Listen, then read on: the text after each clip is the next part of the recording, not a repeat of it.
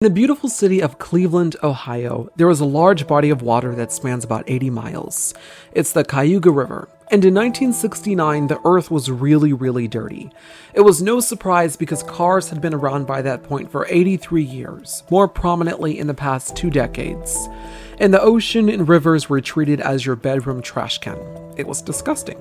So bad that there were warning signs telling people not to get into the water or swim in it because it was so bad with the pollution. The danger even reaching 1,500 times human safety at one point. And this wasn't a flummoxing or confusing issue. Everyone understood pretty clearly the problem and what it was.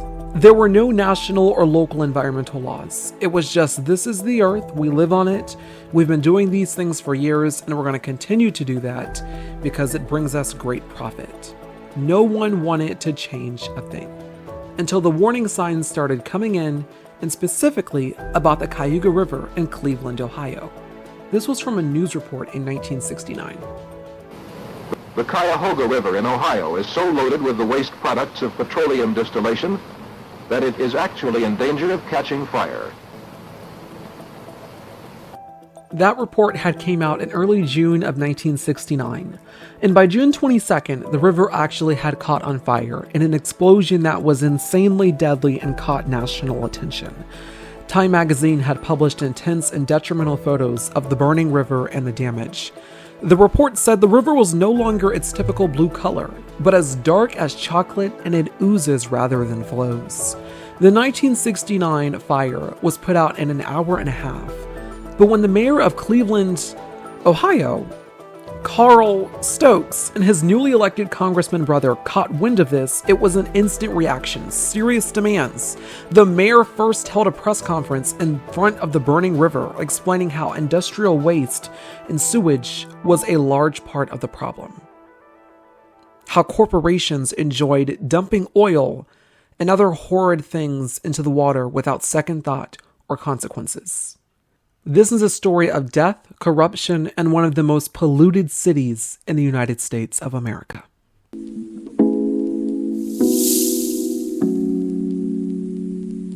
After the Cayuga River had caught on fire, it became clear that this was not the first time that something like this had happened.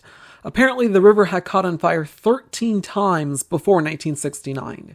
And a massive one in 1952 that led to more than $100,000 in damages to 2 nearby bridges. In total, it cost the city $1 million to fully clean up everything. So with that urgency and history in mind, the mayor and his brother took that information to Congress in DC and demanded action. Activists also joining the movement, calling for state and federal leaders to act and do something as well. Eventually, we did get there. We did get something. Support from Congress to pass federal pollution control. It worked, and the Clean Water Act was passed and signed into law by President Richard Nixon.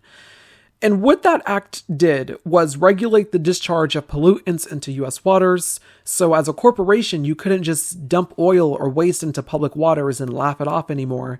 That, phew, you finally got that taken care of. No, because now this was against the law. It was a federal crime to do something of this sort. The National Environmental Policy Act was passed by Congress and signed into law, but there was something larger that needed to be done. Because the air in New York should not be so bad that 400 people are collapsing. And an oil spill in 1969 off the coast of California spreading 400 square miles and killing hundreds of birds, it was clear that we needed to do something to regulate corporate America. We had to establish an agency, some type of federal, administrative state that would be the police for the environment, basically. And that's when President Richard Nixon delivered his State of the Union address and made this plea. The great question of the 70s is, shall we surrender to our surroundings, or shall we make our peace with nature and begin to make reparations for the damage we have done to our air, to our land, and to our water. That was in January, and by December of that year, he really did mean business and created the EPA, the Environmental Protection Agency, this massive federal head that was comprised of this billion-dollar budget and more than 50,000 employee workforce. Its first director would be the estimable William Ruckelshaus, a staunch environmentalist who led the agency through its very successful first tenure. He did leave because of a different job in the Nixon administration and then left again after Watergate got too close to DOJ. But he was a very effective director, and with him at the top running EPA, Nixon sends another message to Congress. Yes, we've passed some laws, but we need to do more. Set partisan politics aside and attack this issue head on. The protection of wildlife and natural beauty, parks for all to enjoy. These are part of the birthright of every American. To guarantee that birthright, we must act, and act decisively. It is literally now or never. During the past 3 years, we have made a good start. We have passed new laws to protect the environment, and we have mobilized the power of public concern. But there is much yet to be done. 18 of the major environmental proposals which I put forward a year ago have still not received final action by the Congress. I repeat today my urgent request for congressional action on this much-needed legislation. Ultimately, Richard Nixon was forced to resign because of the Watergate scandal, but the EPA continued on, and through his successors, Ford, Carter, and then Reagan, things started to change a bit. And when Ronald Reagan became president, he had to nominate a new official for the EPA because, once again, Ruckelshaus had resigned. He was out the door after Watergate. And in a historic decision, he chose a female. It was the first female leader in the young agency's history. Her name was Ann Gorsuch. And due to her ideological views taking over, it was just a complete disaster. She was disliked by nearly every employee within a week as their new boss. Whew, that's a record. She said that the federal government was too big, in fact, too powerful, and too eager to issue regulations that restricted businesses. So she started slashing the EPA's budget by practically a quarter, and then went on to brag to the Washington Post about how she reduced the agency's book on clean water regulations from 6 inches to just half an inch. I mean, it was really a bizarre time for the EPA, with their new supervisor making such radical and insidious changes. As if this wasn't enough, she inflicted more detriment, filing multiple department positions with low-level, officials recruited from various industries that the EPA was supposed to be regulating. So we as the EPA are supposed to be regulating corporate, industries, basically after what happened in the Cayuga River and corporate industries thinking they can do whatever they want. And then you become the director of the EPA and start filling those positions with the same people that we're going after. So of course that's going to give you some internal enemies within your own agency. William Ruckelshaus, the first EPA administrator, said, quote, "The big mistake Ann Gorsuch made when she first came in was she sort of bought into the rhetoric of the campaign. She treated a lot of people in the agency as the enemy, and they weren't. But within a week, they were. It was not a pleasant place." End quote. In fact, it was becoming such a hot mess for Ann Gorsuch that it made the front page of the Washington Post. Budget cuts would cause approximately 3,200 personnel to lose their jobs by the end of 1983, eradicating 30% of the agency's workforce, costing $17.6 million just for severance pay. Congress was really their own defense, and soon 6 congressional committees were investigating the EPA due to allegations of mismanagement of something called the Superfund program, which was created to clean up left-behind toxic waste sites around the nation. Ultimately, the House of Representatives voted to hold Gorsuch in contempt of Congress for failing to turn over subpoenaed records. This whole scandal led to 22 EPA officials resigning, including Gorsuch herself, and one of the employees being indicted and sent to prison for perjury, lying to Congress. So things, the EPA sort of had like a shaky start to its early career, its early life, its inception. And in the 1983, the New York Times published an editorial. And this was from that editorial from their, predecessor. Quote, Anne Gorsuch inherited one of the most efficient and capable agencies in government. She has turned it into an again stable, reeking of cynicism, mismanagement, and decay.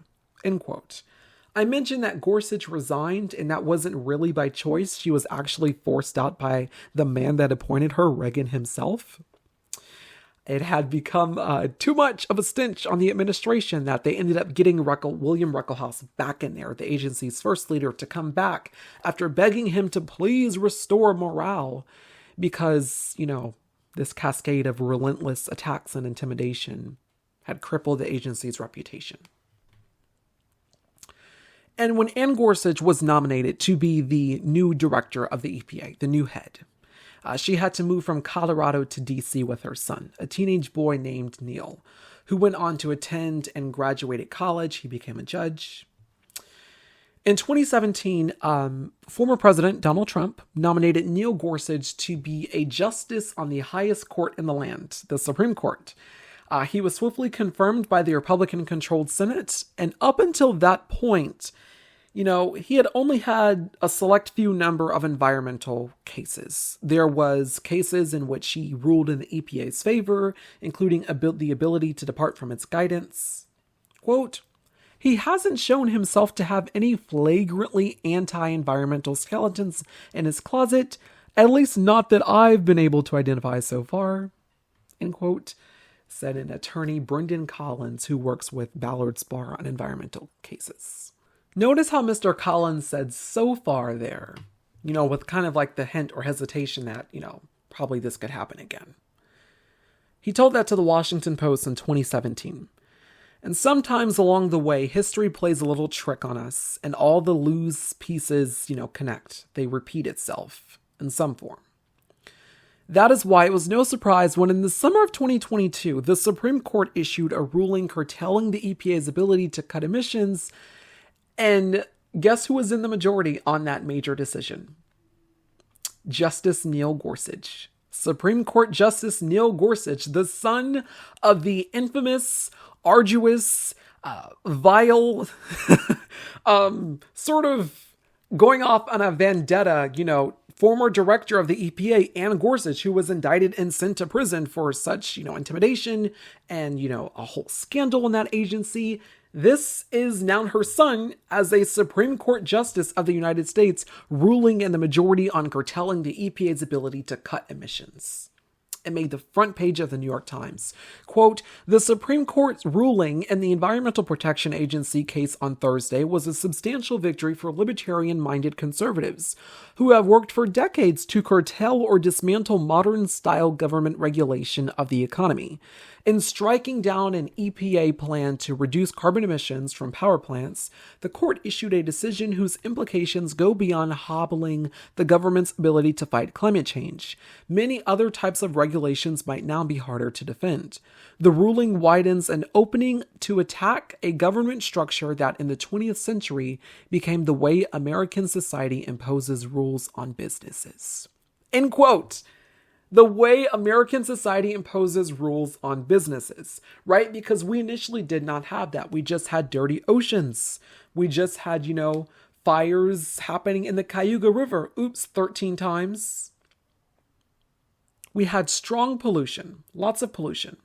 Corporations just dumping their waste oil into oceans without regulation, without government oversight. The EPA is invented to literally curtail stuff like this. First director, fine. Anne Gorsuch gets in there, screws everything up. William Ruckelshaus back in the EPA. Now, her son is a Supreme Court justice, and thus has continued her legacy of basically curtailing the EPA's right to function as an agency. This is what they were created to do, and now they're stymied by, political and judicial influence like this. This is impropriety. This is what they were established to do, and they're being stopped to do that very thing. Sometimes, you see, history plays a little trick on us, and this just happens to certainly be one of the clever ones. But the renewed attacks on the EPA come at a time when a new administration is taking form and wrecking the federal government. When Donald Trump was president last, his attacks on science and the EPA was relatively large, but when Biden took office, it was still manageable to save. Biden ended up signing multiple executive orders on the environment on day one, and so on. When he left office, approximately 674 million acres of land and water were protected from resource exploitation, marking a significant environmental achievement. The 2024 elections, of course, were between two diametrically opposed candidates. One was pro-environmental and the other was so flagrantly anti-environment that this really horrified scientists and all experts in environment once again. Ultimately, Trump won that election and 5 days later nominated this guy to be the head of the EPA. His name is Lee Zeldin. He was one of Donald Trump's staunchest political allies in Congress, where he served as a Republican from the state of New York. And does Lee Zeldin have actually any experience when it comes to environment? No. But this is what got him the job. One of the things that he received upon being nominated was incredible praise for running a straight MAGA race for New York governor. So that's why he's qualified, because he's straight MAGA. Where does that leave you? The answer is a terrible EPA like when Ann Gorsuch led the agency, completely running it into the ground. And consider the people who are backing him here. Not only was he praised by oil industry advocates and conservatives, but also a far-right religious fracking billionaire from Texas named Tim Dunn. This Texas billionaire owns a fracking company called Crown Quest, one of the biggest privately owned producers in the United States. He believes that carbon dioxide being labeled as a pollutant is, quote, silliness. And when Zeldin gets into office, he should remove that guidance from the EPA. Okay, so I guess we'd all should just breathe in carbon dioxide. Pete Sikora, at Climate Campaign's director for the nonprofit New York Communities for Change, told Desmog News, quote, he will move to execute a fossil agenda on behalf of the far right and billionaire donors like Dunn. I should also tell you here that when Dunn said that thing about carbon dioxide being a silly pollutant, he said that at an AFPI event. The AFPI, of course, is the America First Policy Institute, which published this document calling for the U.S. to leave the Paris Climate Accord, to open the Alaska National Wildlife Refuge to drilling, attack legislation including the Clean Air Act and Endangered Species Act, and streamline federal approvals for liquefied natural gas export projects.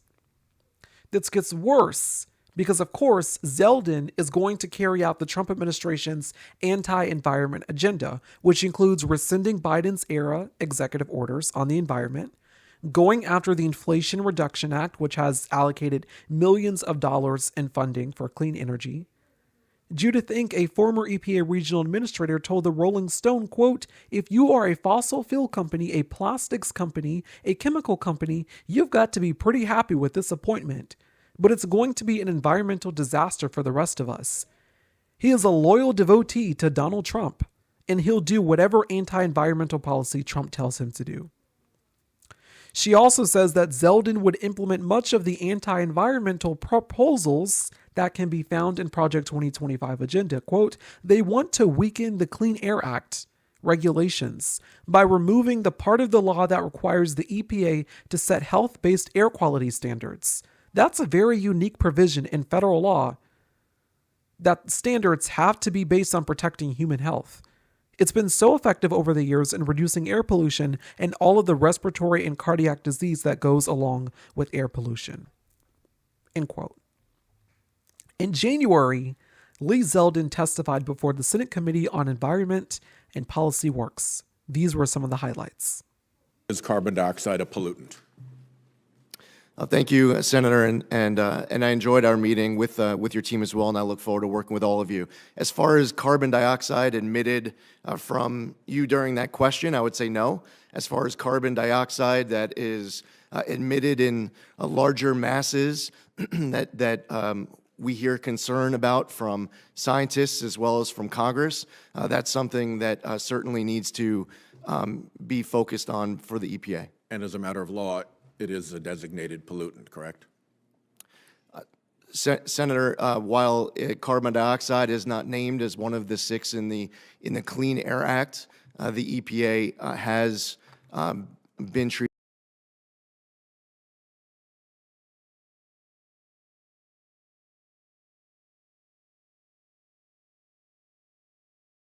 After that hearing, he was confirmed as the EPA director, despite him being wholly unqualified for the role. And now that he's the director, multiple EPA workers are facing mass firings and resignations, unleashing chaos in the agency. More than 300 employees left their jobs after the election and are facing scrutiny under Zeldin's leadership. According to reporting from ProPublica, those who've left include toxicologists, lawyers, engineers, biologists, toxic waste specialists, emergency workers, and water and air quality experts. When Donald Trump launched his anti-DEI attacks upon taking office, an executive order that he issued on radical and wasteful government DEI programs directly to, quote, maximum extent allowed by law, affected all environmental justices' offices and positions. The Trump administration has also suggested relocating the agency's headquarters outside of D.C., which would force about 7,000 EPA employees to quit. As they tell ProPublica, quote, "We're all prepared for the worst. We're preparing to be laid off. We feel terrorized." This is part one of a two-part series we're going to be doing here on the Jeremiah Patterson Show. Part two will focus on the EPA's role in communities and how they've been instrumental on, and also why dismantling the agency will be horrific and even deadly for those impacted, specifically in disadvantaged and minority communities.